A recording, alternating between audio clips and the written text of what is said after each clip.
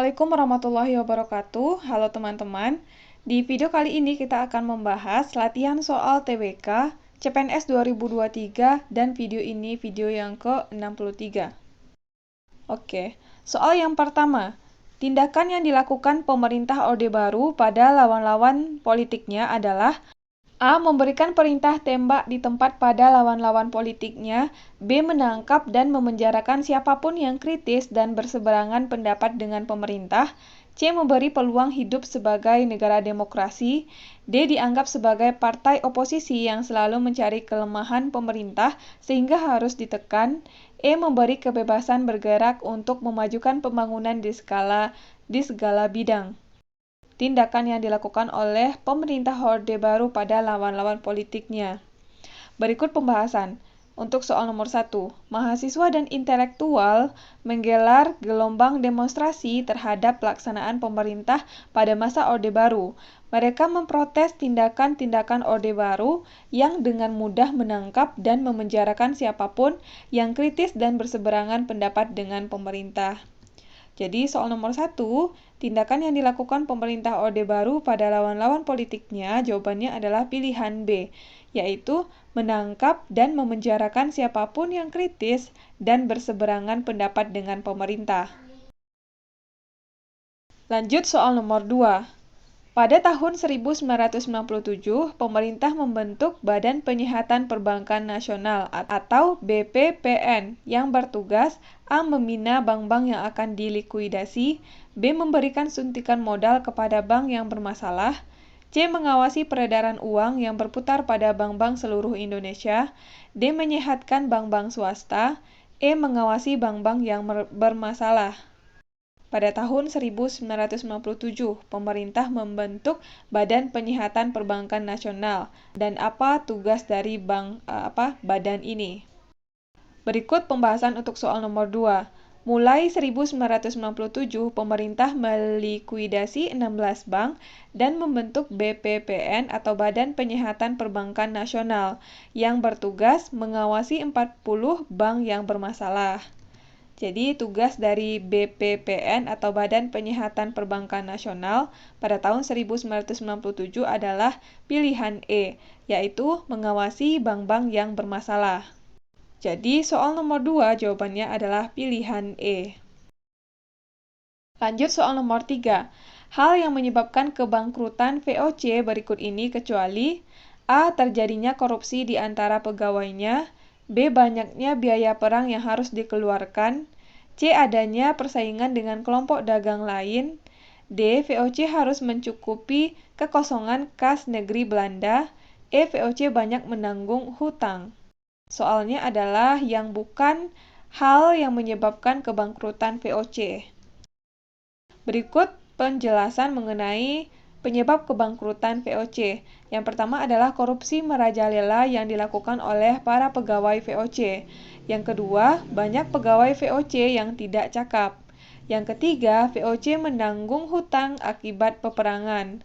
Yang keempat, kemerosotan moral di kalangan para penguasa akibat sistem monopoli perdagangan. Yang kelima, tidak jalannya penyerahan wajib dan aturan periangan. Kedua aturan itu dimaksudkan untuk mengisi kas VOC yang kosong. Jadi di antara kelima pilihan ini yang bukan merupakan hal yang menyebabkan kebangkrutan VOC adalah pilihan C. Adanya persaingan dengan kelompok dagang lain, sedangkan terjadinya korupsi di antara pegawainya, banyaknya biaya perang yang harus dikeluarkan, VOC harus mencukupi kekosongan kas negeri Belanda, dan VOC banyak menanggung hutang merupakan penyebab kebangkrutan VOC. Jadi soal nomor 3 jawabannya adalah C. Adanya persaingan dengan kelompok dagang lain. Lanjut soal nomor 4. VOC didirikan dengan tujuan sebagai berikut, kecuali A. Menghindari persaingan antar pedagang Belanda, B. Memperkuat posisi Belanda dalam menghadapi persaingan dalam negeri, C. Membentuk pemerintahan tandingan, D. Membantu membebaskan Belanda dari Spanyol, E. Belanda menghadapi tandingan dan persaingan bangsa Eropa. Yang ditanyakan adalah yang bukan tujuan dari didirikannya VOC. Berikut pembahasan mengenai tujuan dibentuknya VOC. Yang pertama, menghindari persaingan antar pedagang Belanda. Yang kedua, memperkuat posisi Belanda dalam menghadapi persaingan dengan bangsa-bangsa Eropa ataupun bangsa-bangsa Asia. Yang ketiga, membantu pemerintah Belanda dalam berjuang menghadapi Spanyol yang masih menguasainya.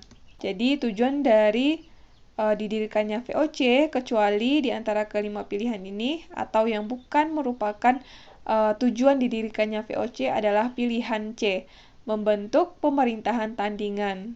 Sedangkan menghindari persaingan antar pedagang Belanda, memperkuat posisi Belanda dalam menghadapi persaingan dalam perdagangan, membantu membebaskan Belanda dari Spanyol, dan Belanda menghadapi tandingan dan persaingan bangsa Eropa merupakan tujuan didirikannya VOC. Jadi soal nomor 4 jawabannya adalah pilihan C. Lanjut soal nomor 5.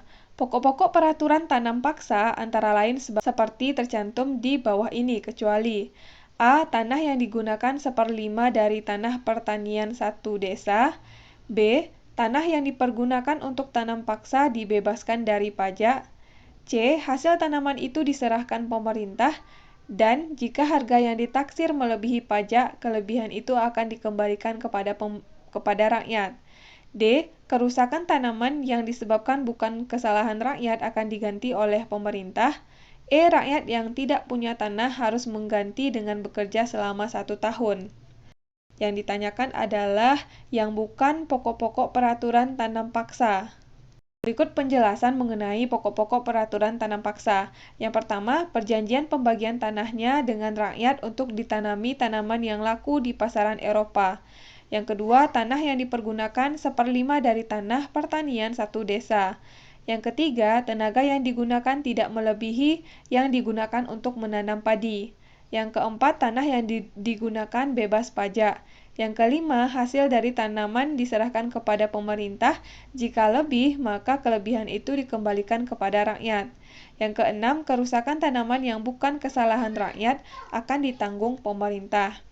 Jadi di antara kelima pilihan ini, yang bukan merupakan pokok-pokok peraturan tanam paksa adalah pilihan E, yaitu rakyat yang tidak punya tanah harus mengganti dengan bekerja selama 1 tahun. Jadi soal nomor 5 jawabannya adalah E. Sedangkan tanah yang digunakan 1/5 dari tanah pertanian satu desa, tanah yang dipergunakan untuk tanam paksa dibebaskan dari pajak, hasil tanaman itu diserahkan pemerintah, dan jika harga yang ditaksir melebihi pajak, kelebihan itu akan dikembalikan kepada rakyat. Kerusakan tanaman yang disebabkan bukan kesalahan rakyat akan diganti oleh pemerintah, merupakan pokok-pokok peraturan tanam paksa. Lanjut soal nomor 6. Belanda mengakui kedaulatan Republik Indonesia meliputi Sumatera, Jawa, dan Madura.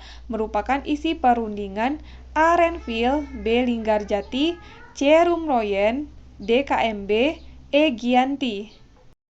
Belanda mengakui kedaulatan RI meliputi Sumatera, Jawa, dan Madura. Merupakan isi perundingan apa?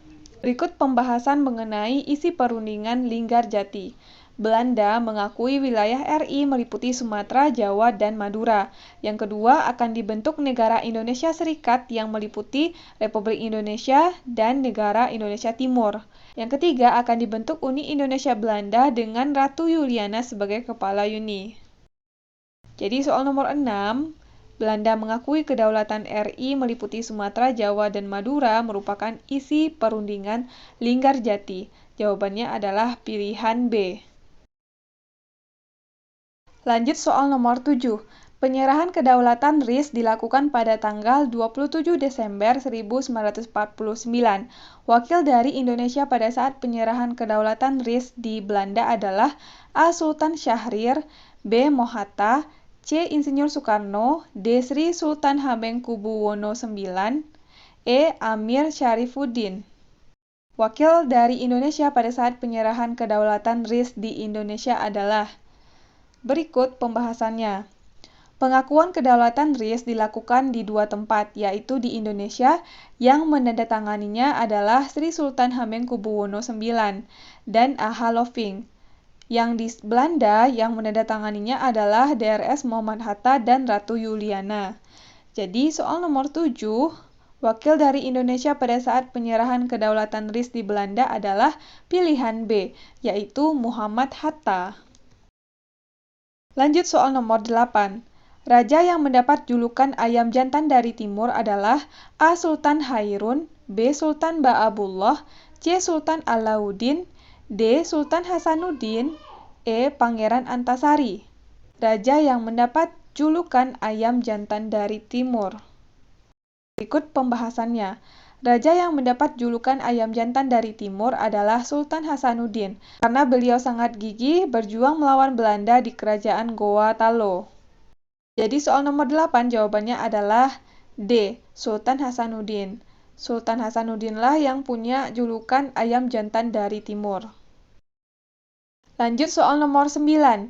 Penyebab kemunduran kerajaan Samudra Pasai adalah A. Kalah perang melawan Portugis, B. Raja Samudra Pasai meninggal, C. Diserang oleh kerajaan Aceh, D. Diserang oleh kerajaan Demak, E. Terjadi konflik intern.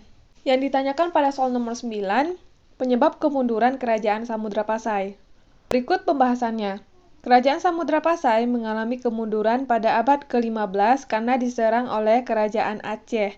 Jadi soal nomor 9 jawabannya C. Diserang oleh kerajaan Aceh.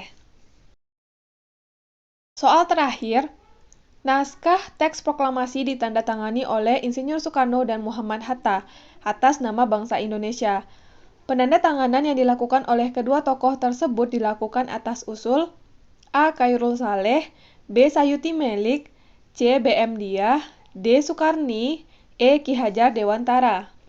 Yang ditanyakan soal nomor 10, siapa yang mengusulkan penandatanganan teks proklamasi dilakukan oleh Insinyur Soekarno dan Muhammad Hatta atas nama bangsa Indonesia. Berikut jawabannya. Pilihan A. Khairul Saleh merupakan pemimpin muda yang berusaha mendesak agar Soekarno dan Hatta segera menyatakan kemerdekaan Indonesia. Jadi Khairul Saleh ini dia berusaha mendesak agar Soekarno dan Hatta segera menyatakan kemerdekaan Indonesia. Yang B. Sayuti Melik merupakan pengetik naskah proklamasi. Jadi Sayuti Melik pengetik naskah proklamasi, B.M. Diah menyelamatkan naskah proklamasi dan menyebarkan berita kemerdekaan ke pelosok Indonesia. Sedangkan yang mengusulkan untuk penandatanganan naskah teks proklamasi ditandatangani oleh Insinyur Soekarno dan Muhammad Hatta atas nama bangsa Indonesia adalah Sukarni. Dan E. Ki Hajar Dewantara adalah Bapak Pendidikan Nasional. Jadi soal nomor 10 jawabannya adalah Sukarni.